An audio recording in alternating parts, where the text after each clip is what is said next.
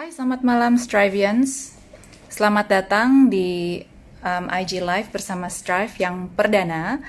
Um, Malam ini kita akan kick off rangkaian IG Live kita yang akan berlangsung setiap hari Selasa jam 7 malam bersama saya Ditri sebagai host Anda. Dengan seseorang yang penting banget, yang akan membawa topik yang penting banget. Sesuai dengan, according to the times that we're in, kita di tengah masa pandemi, ada banyak hal yang harus kita perhatikan sebagai Strivians yang notabene adalah rata-rata recreational athletes. Kita ada di sini, we're all engaged in a form of sport and another gitu ya, recreational sport maupun juga ada beberapa Strivians, banyak sebenarnya yang juga professional athletes. Nah, ini kan adalah situasi yang unprecedented, yang sebelumnya sama sekali belum pernah kita hadapi. Di IG Live kali ini kita akan ngobrol bersama Dr. Adinda Fala. Siapa itu Dr. Adinda Fala? Mungkin lebih banyak dikenal sebagai Budok Fala, medical doctor, dan juga sports and healthy lifestyle influencer.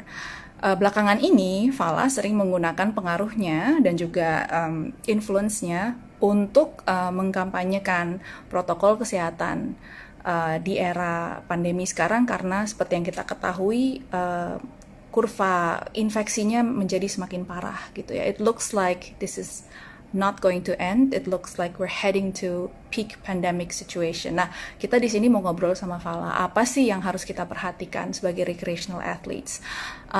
Aku akan undang dulu Budok. Coba kita cek. Is she here? Ya. Yeah. Ngobrol seputar situasi terkini, perkembangan situasi terkini, dan juga apa sih sebenarnya prinsip-prinsip yang harus diperhatikan gitu ya. Dan terakhir soal beberapa mitos seputar COVID-19 ini. Hai Fala, selamat malam. Hai, halo, apa kabar? Baik, dirimu gimana kabarnya? Sehat, mudah-mudahan sehat. Kemarin baru swab hasilnya udah keluar sih, masih negatif. Masih negatif, alhamdulillah Masih. Dong ya. Yap.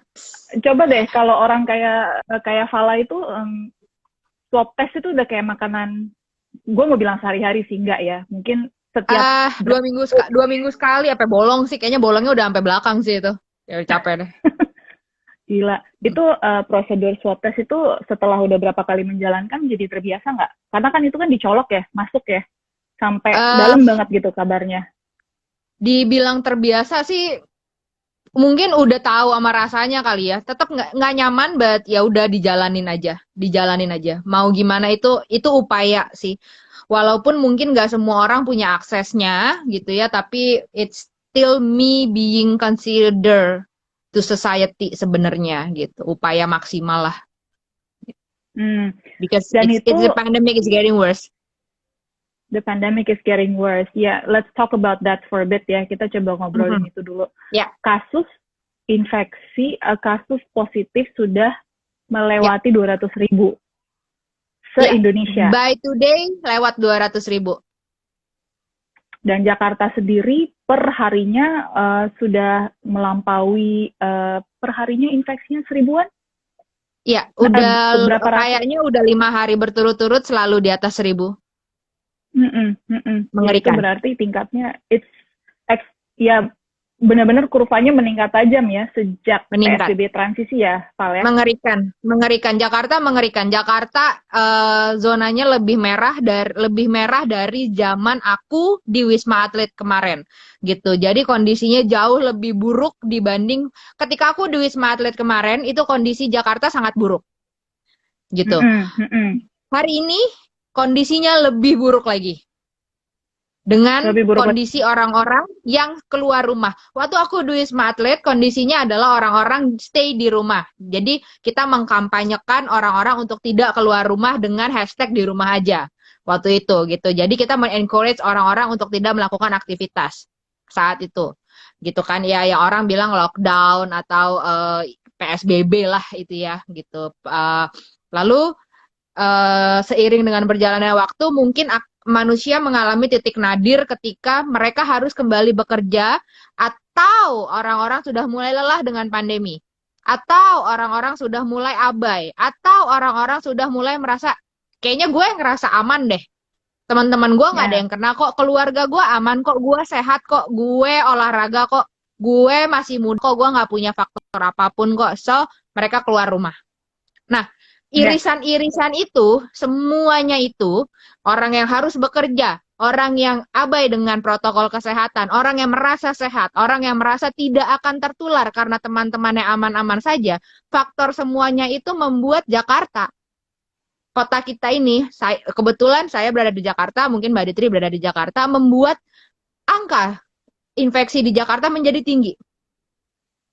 Gitu. Ya. Itu adalah Ya. itu udah masuk ke dalam sistem yang akhirnya kita nggak bisa ubah. Nah, worst case-nya adalah overwhelm dari pusat pelayanan kesehatan karena COVID-19 ini adalah penyakit yang tidak semuanya orang-orangnya itu tidak bergejala. Kalau tidak bergejala, oke, kita bisa isolasi di rumah. Nah, masalahnya timbul adalah ketika ada seseorang yang terinfeksi dan dia bergejala. Problemnya berikutnya adalah dia bergejala, tapi gejalanya butuh penanganan rumah sakit. Dan itu tidak sedikit. Problem berikutnya adalah dia bergejala dan dia butuh penanganan rumah sakit dan dia butuh bantuan hidup. Dan itu, ventilator di Jakarta itu tidak banyak. Gitu. Jadi masalahnya akan semakin mengerucut. Dari yang mulai butuh pelayanan kesehatan, dia butuh kamar rawat, dan dia butuh bantuan hidup. Gitu. Sekarang kondisi di Jakarta dengan 1.000 pasien baru per hari, kamar full, ventilator full. Jadi kalau kamu yang nonton nih, yang sekarang keluar, kamu nongkrong, kamu ngapa-ngapain, dan kamu masih abai terhadap protokol kesehatan, kalau kamu terinfeksi dan kamu bergejala, maka worst case-nya adalah kamu cuma bisa ada di selasar rumah sakit tanpa dapat perawatan apapun karena satu, petugas kesehatannya tidak bisa menangani karena memang tidak ada yang bisa merawatnya. Karena fasilitasnya nggak ada. Kenapa fasilitasnya nggak ada? Kan rumah sakit banyak, Dok. Di sekeliling rumah saya aja, rumah sakitnya ada 4 misalnya gitu. Rumah saya kebetulan di Bintaro. Di Bintaro ada Premier, ada Bina Medica, ada RSPI, ada ini, ada itu. Hey! Rumah sakit tidak hanya megang COVID.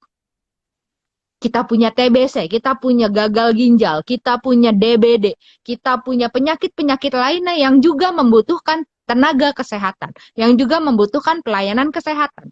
Dan untuk bisa memegang penyakit yang berurusan dengan pandemi, kita membutuhkan lagi sebuah SOP baru yang harus dibutuhkan banyak sekali checklist.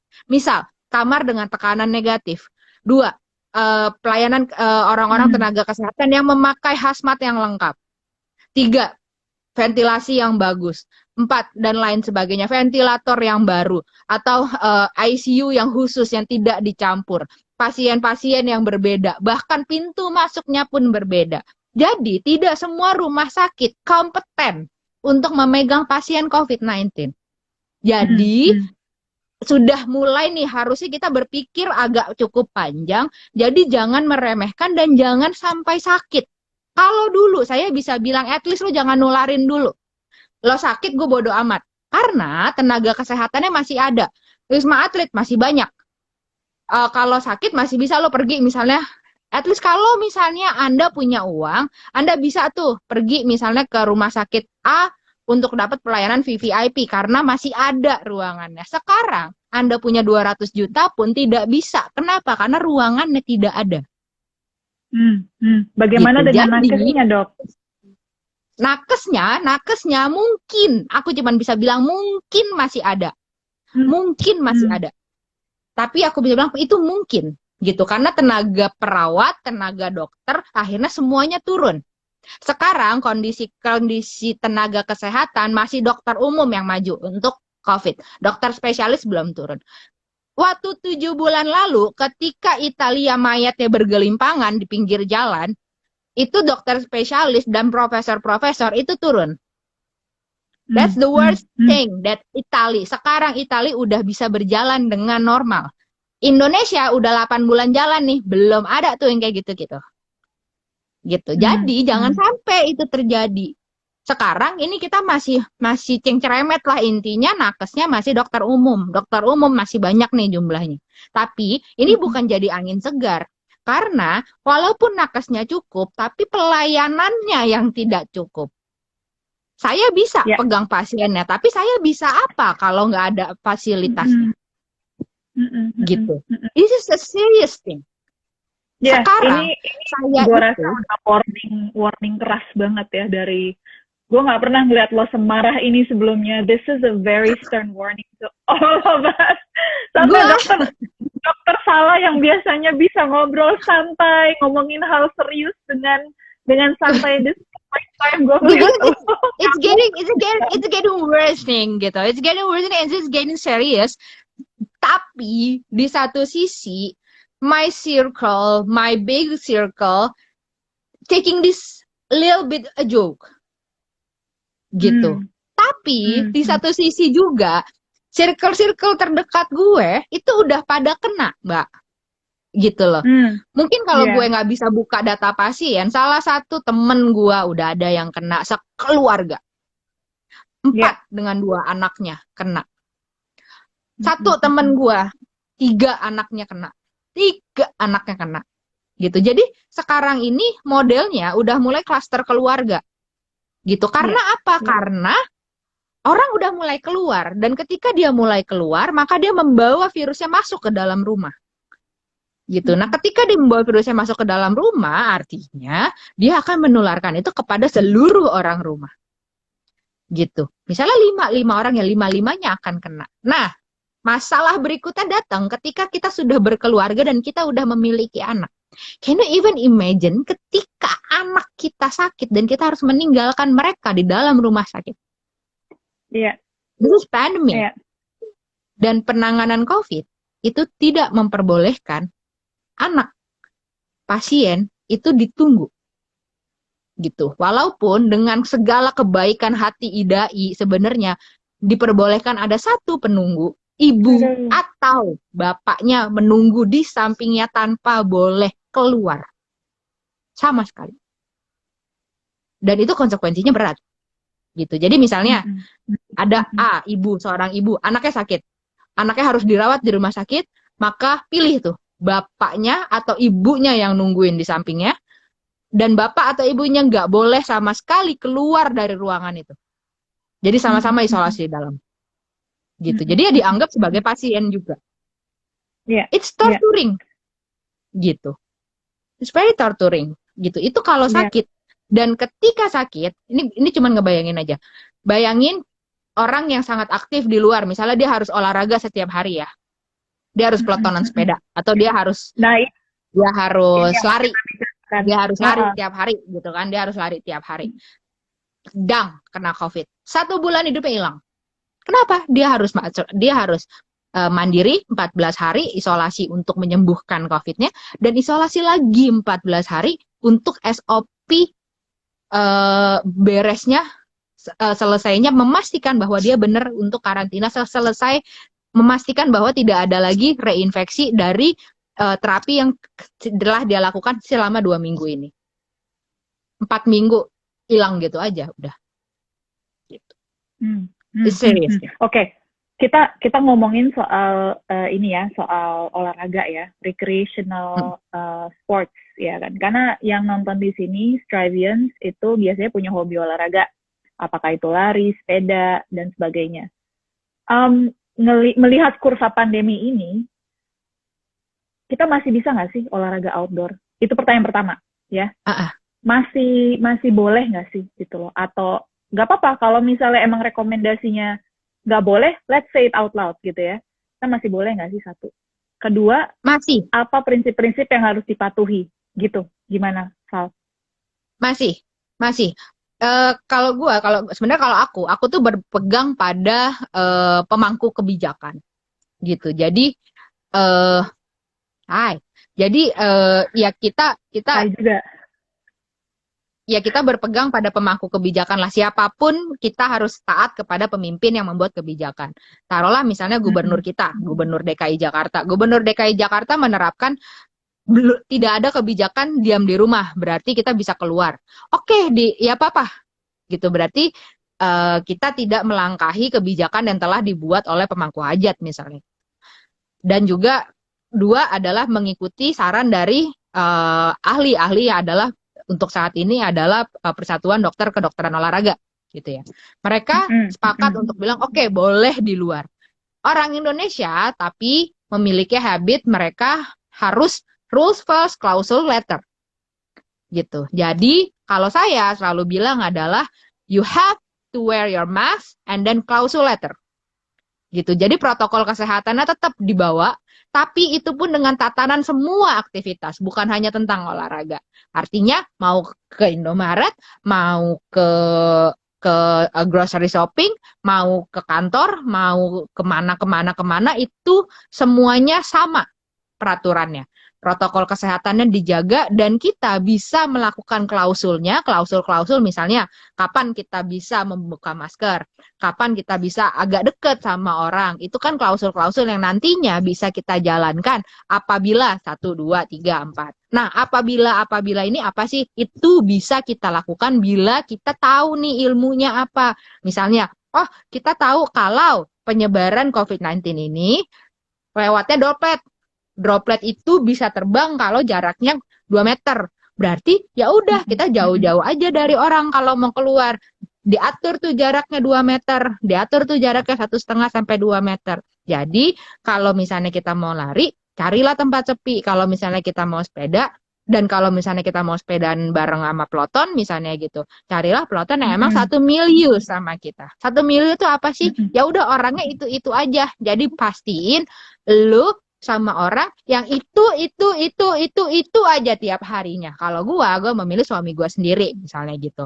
Jadi gue nggak punya risiko apapun. Ya toh kan dia satu rumah sama gue gitu. Ini klausul ya, soal klausul ini lagi ya dok. Pertama, gitu. gue nggak konsisten nih manggil lo Fala sama dok kepala. Pertama, karena orang suka lupa nih Fala. Jadi kita harus ulang lagi nih gitu kan. Pertama adalah soal masker, ya.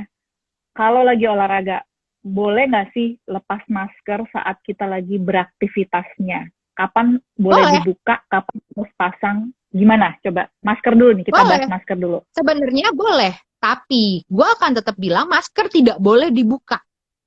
Tapi kan ada nih klausulnya. Misalnya gini, ketika kita berada pada sebuah taman yang jarak orang di depan kita ada 10 meter, berarti kan masker boleh diturunin. Karena apa? Karena penyebaran droplet cuma bisa 2 meter, 10 meter mau dia bersin kayak apa, dia nggak akan nyampe ke kita. Oke. Gitu. Tapi berarti amannya masker bisa turun. Berarti masker bisa dibuka. Amannya dipakai, tapi kalau misalnya kita berjarak dan di luar, ada momen-momen di mana bisa buka. Nah, gue mau nanya dulu nih, mitos pertama. Peletonan. Katakanlah peletonan sama teman sendiri ya. Gitu. Itu boleh buka apa enggak? Definitely not safe.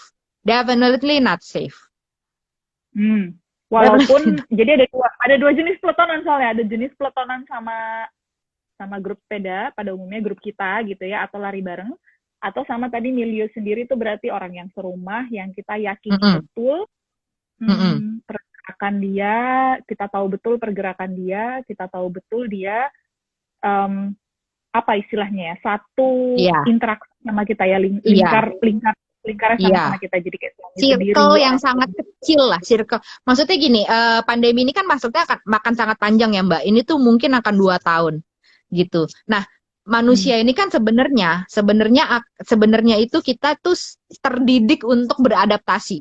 Dari dulu kita dari zaman purba hingga akhirnya kita sekarang modern itu kan karena masalah adaptasi. Gitu. Nah, sekarang kita ini dituntut lagi nih untuk beradaptasi. Nah, sekarang bagaimana sih caranya supaya kita bisa kembali menjadi makhluk yang bersosialisasi tapi tetap aman di tengah pandemi? Kan itu sebenarnya intinya. Ya udah, kalau kayak gitu, kalau menurut aku gitu ya, ini it's a little bit slordig. I know, tapi ini bisa diakal-akalin lah, walaupun it's still a privilege thing, gitu ya. You can choose your circle, that your very mini circle, yang lo sangat bisa percaya, gitu ya, yang lo tahu dia sangat concern terhadap kesehatan, yang lo tahu dia hanya berkumpul sama lo, dan dia tuh nggak main-main yang di luar, yang tanpa tanpa tanpa tanpa tanpa pengawasan dan segala macam gitu. Lu tahu orangnya, lo ngerti dia kemana aja gitu. It's still pretty okay, but it's still risky. Tetap risky. Tapi yang jelas Tetap tidak risky. seriskan kalau kita nyampur bersama grup yang lebih luas gitu ya. Iya, Lebih gitu. umum. Betul. Oke. Kalau ini setidaknya ini yang gue jalani. Gue punya sekitar 3-5 orang teman yang gue ajak suka gue olahraga bareng, yang gue tahu dan gue memastikan mereka sangat concern terhadap COVID gitu. Ada satu temen gue juga yang gue nggak gue ajak olahraga, tapi dia suka gue ajak makan siang misalnya gitu. Yang gue tahu dia sangat concern, dia swab gitu ya, dia swab irregularly gitu. Kita tukar pikiran, dan tapi itu pun tetap dalam jangka yang aman. Artinya jaraknya pun aman gitu loh, tapi mungkin agak lebih longgar lah gitu loh dibanding mungkin orang-orang lain yang gue sangat jarak gitu. Misalnya kalau yang gue pilih itu the chosen people itu, mungkin gue masih berani makan satu meja, kalau yang lain gue nggak berani gitu loh intinya. Oke. Gitu. Gue cuma berani untuk lagi say di jalan gitu. Betul. Jadi balik lagi ke masker, mask on. However, kalau misalnya sendiri dan orang lain berjarak, itu boleh dibuka, ataupun misalnya bersama grup orang yang kita yakini betul mereka itu negatif gitu ya, hasil tesnya atau hasil swabnya gitu ya, mereka bukan OTG, itu masih boleh, tapi tetap ada risikonya. Oke, tadi Mas. Yang kedua, protokol kedua soal jarak, ya kan? Teman sendiri nih gitu, setelah olahraga lari goes, kita duduk di suatu kafe gitu kan, gimana itu protokolnya, bagaimana terkait dengan jarak, atau itu adalah no sih kalau aku sempat ada di mereka gitu ya, sempat lepas dan sempat kayak capek kali ya waktu itu, aku sempat breakdown kali dan lelah banget gitu, jadi sempat makan bareng gitu sama mereka, dan ya fun sih memang gitu, fun karena sempat lelah gitu. Memang di situ psikologisku berkata, mungkin Tuhan itu memberikan aku keteledoran itu untuk aku bisa merasakan apa sih rasanya jadi mereka gitu. Oke. Ternyata gimana yang tuh? aku rasakan adalah I feel safe. Aku merasa aman dan merasa tidak akan tertular. Itu loh yang aku rasain. Padahal gitu. itu rasa safe yang palsu. Iya, semu banget. Gitu.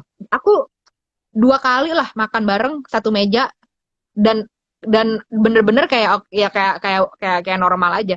Twice ya, 2 kali lah. Ngerasa aman aja, kayak ya udahlah nggak bakal ketular lah, lu juga baik-baik aja lah gitu. 2 kali. Terus aku baca-baca berita, wow, ternyata Jakarta ngeri banget. Abis itu aku restart dari awal, aku swab yang tadinya pokoknya yang belum jadwalnya aku langsung swab, hasilnya keluar, and then sekarang aku ke Jakarta aja nggak berani. Tuh biasa aku ke Jakarta nggak berani. Aku cuma berani di Bintaro doang sekarang. Suruh ke mall nih, hari ini nih ke mall nih. Yang tadinya aku berani, nggak berani. Iya. Oke. Tadinya aku masih nggak apa-apa ke mall. Oke, jadi balik lagi ke makan-makan ya, atau rehat gitu ya, di sela-sela olahraga, aktivitas olahraga. Nah, itu kan bagian dari situ ya Mbak ya. Aku tahu banget kok bahwa mereka merasa aman, dan aku pernah berada di 2 kutub itu. Di kutub yang aku menjauh, dan di kutub yang aku dekat dengan mereka. Dua-duanya I feel fun kok. Di saat jauh, aku juga tetap bisa ngobrol sama mereka, and it's still okay. Pakai masker, ngobrol, itu nggak ada masalah. Sama sekali nggak ada masalah. Gitu. Jadi kita tuh tetap bisa kok sosialisasi dan berteman walau kita berjauhan. Dan itu sebenarnya nggak ada masalah. Gitu. But would you say masih okay untuk nongkrong-nongkrong setelah olahraga, walaupun berdua bertiga dengan orang yang safe gitu? Aku sih nggak pernah recommended untuk itu. Cuman ya itu manusia itu kan punya adaptasi ya gitu. Ketika kita choose wisely, siapa orang yang memang kita pilih dan itu misalnya memang itu aja itu terus, ya artinya kita bertanggung jawab, sangat bertanggung jawab atas orang-orang di sekeliling kita, gitu. Oke. Orang yang kita pilih untuk ada di samping kita, itu kita sangat bertanggung jawab. Nah, bertanggung jawabnya dengan cara apa? Kita harus membayar itu semua. Harus membayar apa yang kita lakukan dengan bertanggung jawab terhadap diri kita dan bertanggung jawab terhadap orang lain. Begitupun yang diharapkan dengan orang itu juga gitu. Jadi kita harus satu value dulu nih kalau kita memang mau memilih orang itu masuk ke dalam milieu kita gitu. Iya. Apakah ini artinya akhir dari ini ya, kegiatan, maksudnya dulu kan olahraga bersama itu kan social activity, yang biasanya kita lakukan untuk big group gitu, big group activity gitu kan, yang kita lakukan untuk memenuhi kebutuhan manusia untuk bersosial gitu. Sekarang jadinya kita harus stick to micro groups gitu ya, grup-grup kecil, grup-grup inner circle dan sebagainya. Karena kita harus bukan hanya menjaga diri kita, tapi juga jaga orang lain gitu ya. Ini sesuai dengan ini tadi ada komen yang masuk dari Bang Ari, jaga diri sendiri, jaga orang lain di sekitar kita. Nah, Fala, kita mau ini ada beberapa pertanyaan yang masuk ya. Yes. Nanti 3 penanya, kita akan pilih 3 pertanyaan dan nanti ada giveaway dari Strive. Pertanyaan pertama tadi masih berkaitan dengan masker. Kan tadi di rekomendasinya adalah mask on, ya kan? Ya. Mask on, tapi yang sering banget kita hadapi adalah nggak semua masker nyaman untuk dipakai olahraga. Jadi belum apa-apa tuh udah sesak nafas. Belum apa-apa tuh bawaannya udah gatel, karena udah kena keringat gatel. Nah, Fala sendiri punya rekomendasi masker nggak? Yang bisa dipakai untuk misalnya jogging-jogging easy run gitu ya, jogging-jogging ringan, atau easy ride gitu ya. Jadi di mana misalnya heart rate-nya, intensitasnya belum tinggi gitu. Ada nggak masker andalan? Pergi jam 5:30 pagi aja. You don't have to wear mask. Karena masih sepi gitu maksudnya? Karena Atau nggak ada karena orang. udaranya masih enak? Oh, karena nggak ada orang. Di Bintaro mungkin, di sini. Iya. Di tempat Atau ya jam 5. Okay. Kalau emang nggak kuat pakai masker. Kalau emang nggak kuat pakai masker, berarti you have to wake up so early. Itu kan konsekuensi yang harus kita ambil kan. Artinya, ketika kita mengambil sesuatu hal dan kita tidak bisa, berarti kita harus mengambil hal lain. Gitu. Itu konsekuensi of being adult gitu. Oke, jadi ya, masker ada A, ada B gitu. Premisnya kan sebenarnya kebalik-balik aja gitu. Oke, kalau misalnya kita mau berbicara masker yang nyaman dan nggak nyaman gitu ya. Masker paling nyaman kalau buat saya adalah masker bedah. Karena masker bedah itu ringan dan breathable. Gitu. Yang begini ya? Yang begini. Iya, maaf saya tuh agak buram mata saya tuh. Ya. Begini. Bisa aku tuh ada ngeliat tuh. Masker yang didesain untuk olahraga itu bagi Fala kurang nyaman ya? Aku nggak pernah nyoba. Tahu tuh katanya mau dikasih free, tapi nggak tahu tuh belum nyampe-nyampe. Dicatat, ayo yang dengerin. Itu loh, ada masker-masker yang nutupin setengah muka gitu kan. Terus ada masker yang dibuatnya bahan sama seperti jersey gitu. Itu belum pernah nyobain ya? Iya. Masker, nah ini tuh ada nano tuh. Masker dari Selari tuh enak. Nano, coba. Ininya jempolnya tambah lagi. Tuh Aileen juga nyaut tuh. Oke, jadi soal masker itu ya. Dan tadi soal nongkrong-nongkrong setelah olahraga seperti itu. Nah, soal frekuensi berolahraga, soal intensitas, ada komen nggak, Val? Kayak misalnya gini, kan kita emang dasarnya makhluk nggak bisa diem kan. Nggak ada race tahun ini, semua di cancel. Tapi tetap aja, kepingin push my limit gitu kan. Jadi ada virtual race. What are your thoughts about it gitu? Oke. Sebenarnya gini, kalau aku pada prinsipnya gitu ya, pandemi ini kan Olimpiade aja ditunda gitu ya. Jadi sebenarnya race nggak akan ada. Nah, untuk latihan gitu ya, untuk latihan kita tuh olahraga di saat sekarang itu, apalagi ini kan eranya pandemi. Jadi fokus kita adalah bagaimana meningkatkan sistem imun. Gitu. Itu fokus yang paling utama sebenarnya, yang paling atas, harus sudah paling atas dan paling penting yang harus kita pikirkan gitu loh fokusnya. gitu. Jadi don't push yourself, never ever push yourself until you feel fatigue, until you feel sick gitu. Itu jangan Yeah. pernah kepikir. Because what? Because we cannot afford sickness in this era. We cannot afford to get sick, benar ya. Jadi Never. isunya bukan hanya Nggak jangan bisa. sampai kena COVID, jangan sampai sakit. Nggak bisa. Kita udah nggak bisa. Bahkan luka sedikit aja yang kita harus ke IGD aja itu udah susah. Karena UGD terlalu besar risikonya. Mah aja tuh udah agak susah sekarang gitu. Jadi sakit sesedikit apapun kita udah agak susah gitu. Jadi olahraga sekarang fokusnya adalah bagaimana meningkatkan sistem imun supaya kita tetap sehat at least sampai selesai pandemi ini. Olahraga macam Gitu. apa itu, Dok? Maksudnya dari segi jenis olahraga, intensitas dan sebagainya, Apapun itu kayak lah gimana? yang nyaman, tapi kan biasanya orang suka terpacu nih, misalnya kayak anak sepeda gitu ya. Wah, pengen ngejar gimana caranya supaya 40 kilometernya 50 kilometer per jam average speed-nya misalnya gitu. Padahal Buset. sekarang dia start masih di 35 kilometer per jam nih. Sekarang average speed-nya. Dia pengen pokoknya supaya jadi 50 deh di era pandemi sekarang. No, nggak usah. Because it will push your limit. Indikatornya Gitu. adalah kalau misalnya habis latihan itu terlampau lelah, ya kan? Ya. Terus kemudian butuh recover yang lebih dari 24 jam, tepar gitu kan, perasaan kita kalau habis push itu kan tepar ya seharian ya. Betul. Tepar seharian, terus besoknya mungkin agak-agak flu, ada gejala-gejala pilek. Kalau gue sih biasanya gitu ya. Jadi gue biasanya tuh puyeng, terus butuh tidur siang, terus besoknya gue ada gejala pilek, segala macam. Itu berarti udah alarm ya. Itu berarti kita udah terlalu push, terlalu keras ya. Never ever push your limit in this pandemic gitu loh. Karena ya itu kita nggak bisa sakit sekarang gitu loh. Even sakit karena olahraga. Fokusnya maintenance satu, dan mungkin boleh dong ya olahraga demi kewarasan ya. It's hard. Oh tentu, itu yang saya lakukan. Indoor, most of the time gitu ya, WFH. Terus tahu nggak kalau sebagai orang tua ya, kita berdua tahunya school from home itu ya ampun beratnya di orang tua. Aduh. School from home dan work from home itu kombinasi letal. Jadi gue butuh olahraga. Betul banget. Gue mau ngambil pertanyaan lagi. Ada satu lagi masih soal maintenance, soal kesehatan. Ada pertanyaan soal nutrisi dan suplemen. Dari, coba kita sebut yang tadi, kalau tadi by the way yang soal masker tuh dari @proper_probiotik. Kalau sekarang dari Bang Ari nih, rekomendasi vitamin apa yang harus dikonsumsi? Ada any kind sih. Any kind of vitamin sih. Sebenarnya gitu, tapi biasanya nggak apa-apa. Kalau ada risiko nggak tuh? Nggak apa-apa. No. Ada sebuah mitos yang buat gue agak capek gue untuk ngejelasin gitu ya, yang katanya vitamin C bikin gagal ginjal. Gue juga nggak tahu tuh siapa yang ngejelasin, padahal nggak ada lo di riset vitamin C buat gagal ginjal. Capek gue. Oke. Dan sekalian ngejelasin sedikit ya pakai bahasa awam.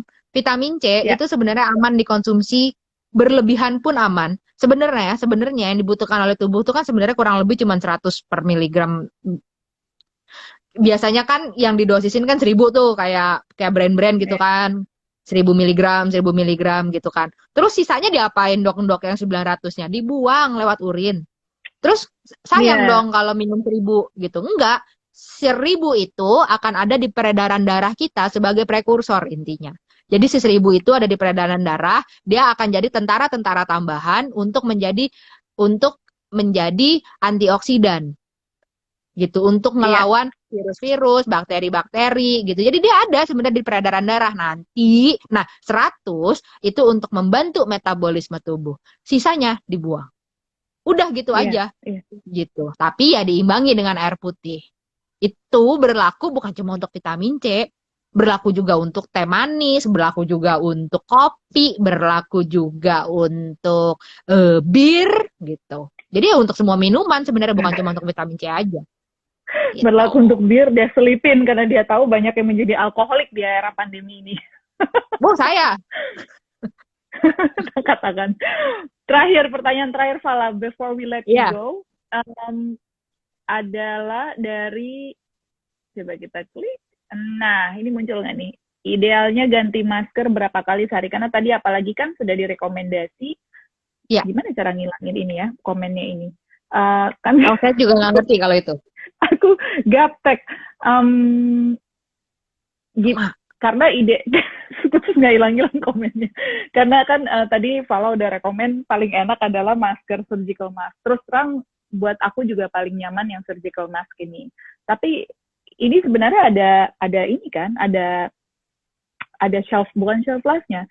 Ada batas waktunya kita bisa pakai ini kan. Nggak bisa dipakai berulang-ulang toh.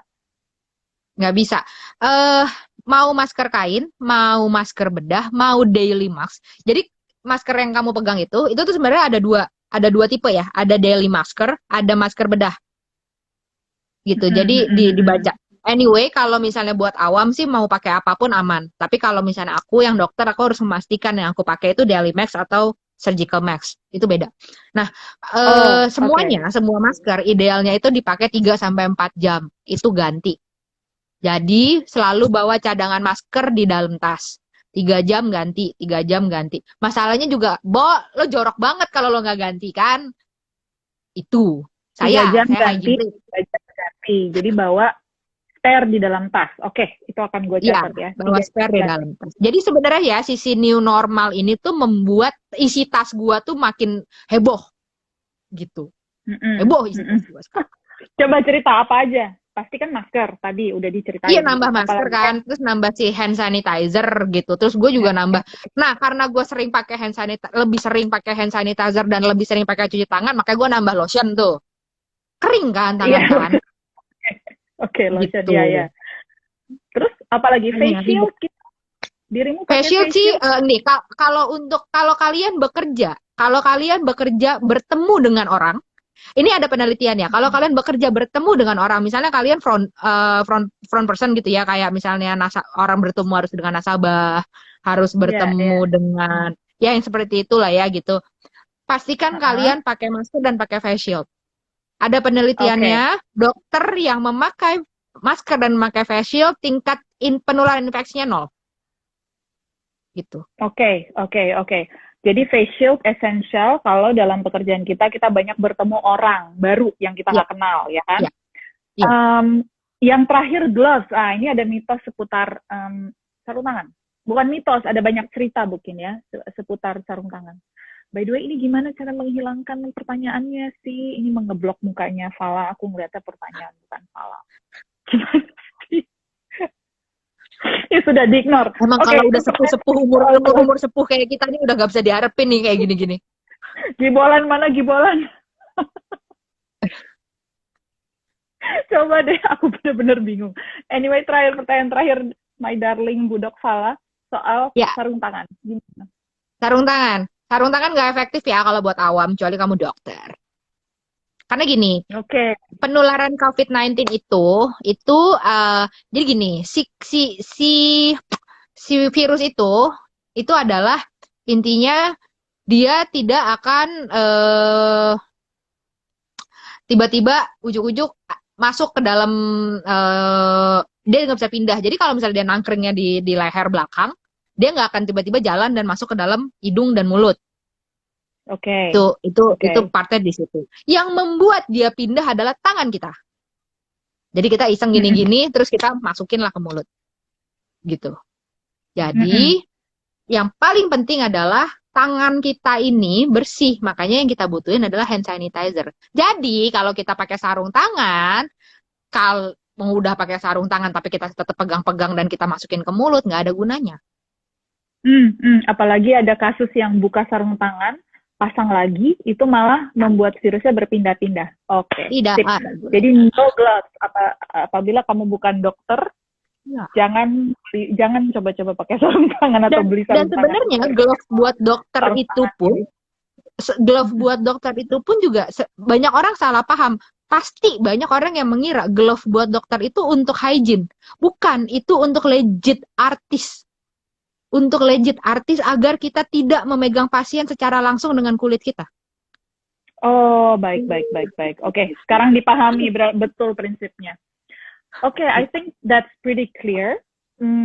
Semua tips-tipsnya udah, aku rasa semua juga udah mencatat tips-tipsnya ini ya, sangat keras. Pertama adalah warning sangat keras, bahwa pandemi ini udah tingkatnya sangat mengkhawatirkan di Jakarta terutama, tapi juga di tempat-tempat lain ya. Di Ya, Indonesia pada umumnya Bali, mengkhawatirkannya Bali tuh melihat. ngeri banget. Bali ngeri banget, angkanya juga udah tinggi banget. Jawa Barat udah mulai naik.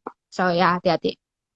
Baik, dan sebagai warga Jakarta sebenarnya kita udah banyak lihat teman-teman kita dan mungkin lo dan gue sendiri kita berekreasi ke Jawa Barat. Ingat Takut, Jawa Barat aku ke juga Jakarta angkanya takut, parah. aku nggak berani. Iya, ya, Bali ada juga ya. Bali, aduh Bali is not off the hook. Terus yang kedua yang perlu kita terus menerus, and I think ini benar sih, benar tadi lo point out sesuatu yang sangat penting. Kita nih mungkin bukan abai dengan sengaja, tapi kendor karena udah begitu lama, ya kan? Di awal kita sudah disiplin, mentaati dan ingat betul apa yang harus kita pakai, harus kita siapkan sebelum kita keluar. Makin ke sini makin kendor. Kampanyenya juga udah nggak gaung ya. Dulu kan ada kampanye flatten the curve, di rumah aja. Sekarang mungkin sangat kendor gitu ya. Jadi sekarang ini balik ke kita masing-masing ya Val ya, untuk benar-benar self-check gitu. Bukan hanya bukan hanya rutin rapid test atau swab, tapi juga self-check soal tindakan kita sehari-hari begitu kita outdoor. Tadi gue udah bilang terakhir, tapi ada satu hal lagi. Jadi swab, would you recommend orang yang biasa olahraga keluar, walaupun dia udah olahraganya di grup kecil, itu gimana? Kan sekarang udah mulai banyak nih private swab ya.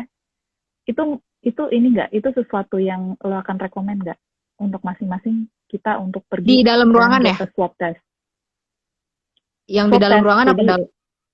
yang kayak kita recreational, yang masih suka keluar gitu, jogging atau Ya, easy ya ride itu dia. gitu. Pokoknya selama jadilah manusia yang bertanggung jawab gitu loh. Jadi ketika kita memutuskan untuk keluar for pleasure, apalagi untuk pleasure gitu ya, kita harus berani membayar itu semua. Membayar quote unquote artinya apa? Membayar dalam hal apapun.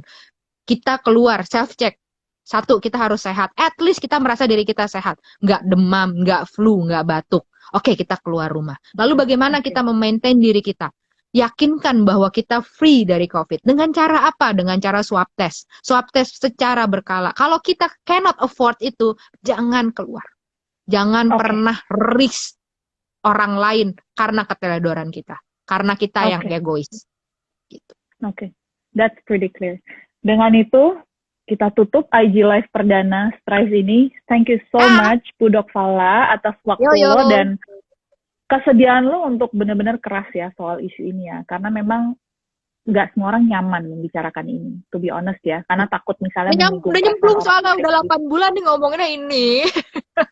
Betul, dan untung ada orang seperti lo yang menggunakan suara dan influence untuk terus menerus dan henti-henti untuk menyadarkan kita semua. Thank you so much, Budok Fala. Thank you, semoga Mbak Ditri. Tetap sehat, keluarga kita tetap sehat. Yuk kita jangan. By the way, tadi gue lari 13 kilo tuh sendiri, berdua sih, terus makan gelnya Strive, good. Thank you, Mbak Lin. Yeah, thank you so much for putting that in. Iya, memang Strive ini berkomitmen untuk ikut mendorong bahwa protokol kesehatan itu ditaati. Dan ya makanya kita menampilkan dirimu untuk IG Live pertama ini. Karena we live in strange times now. Thank you so much once again. Sekali lagi terima kasih banyak. Sama-sama. Terima kasih. Bye. Bye.